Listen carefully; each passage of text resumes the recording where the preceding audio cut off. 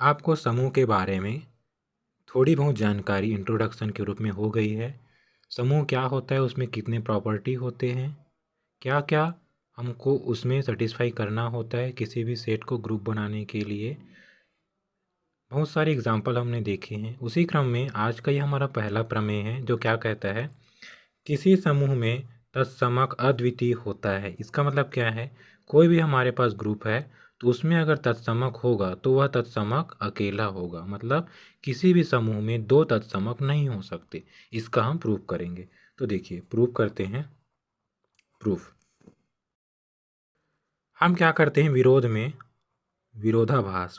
विरोधाभास क्या होता है, विरोधाभास में हम क्या मान के चलते हैं कि जो ये स्टेटमेंट दिया गया है कि in any group identity element is unique, ये गलत है। मान लेते हैं, क्या करते हैं, माना कि उपर्युक्त, मतलब ऊपर जो कथन दिया है, उपर्युक्त कथन क्या है, असत्य है। ठीक, असत्य है। मतलब अर्थात समूह में एक से अधिक तत्समक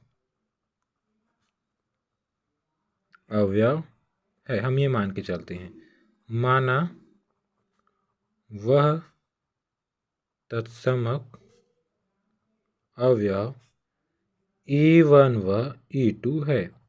ठीक, तो देखिए सबसे पहले हम लोग क्या किए कि जो प्रूव करने वो हम मान लिए कि वो गलत है। गलत है मतलब हम क्या मानते हैं कि माना कि दो तत्समक E1 व E2 है। तब तत्समक की परिभाषा से हम क्या जानते हैं कि A इंटू E1 बराबर E1 आएगा, है ना। और क्यों, क्योंकि E1 क्या है, तत्समक है। इसी प्रकार AE2 इक्वल टू क्या आएगा, E2। क्यों, क्योंकि E2 भी तत्समक है।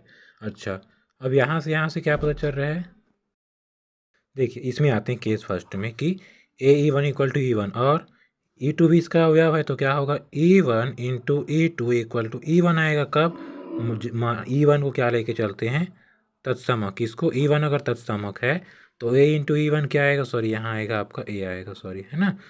और यहाँ ए ही आएगा यहाँ भी। तो देखिए ए इंटू E1 क्या आएगा, ए, और E1 इंटू E2 करेंगे तो क्या क्या आएगा, E2 आएगा। क्या आएगा, E2। क्यों, क्योंकि E1 तत्समक है। यहाँ क्या आएगा, E1 into E2 equal to क्या आएगा, E1। क्यों E1 आएगा, क्योंकि यहाँ हम किसको मान के चले, तत्समक E2 तत्समक है। तब अब एक बार समझ लो फिर से। मान लेते हैं कि E1 तत्समक है, तो A में E1 का मल्टीप्लाई करेंगे तो E1 कुछ फर्क पड़ेगा क्या, नहीं। तो क्या आएगा, A। अब E1 यहाँ भी देखो, इसी प्रकार E1 इंटू E2 करेंगे तो क्या आएगा, E2। क्यों, क्योंकि E1 तो तत्समक है, तो E2 में कुछ फर्क पड़ेगा क्या, नहीं। अब उल्टा यहाँ पर E2 भी तत्समक मान के चले हैं, तो E2 को जब तत्समक मानेंगे तो क्या होगा, A इंटू E2 क्या आ जाएगा, A2, मतलब ए आएगा, सॉरी।